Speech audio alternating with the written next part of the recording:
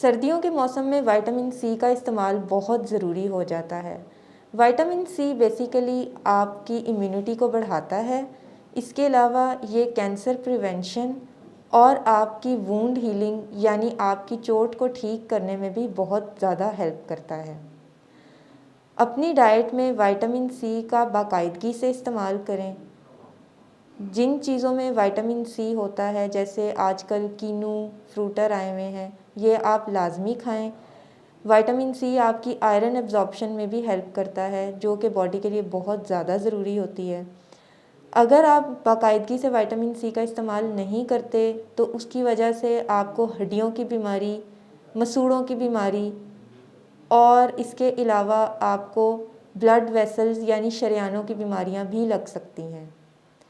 تو اس لیے اپنی ڈائٹ میں باقاعدگی سے وائٹامن سی شامل کریں اور ان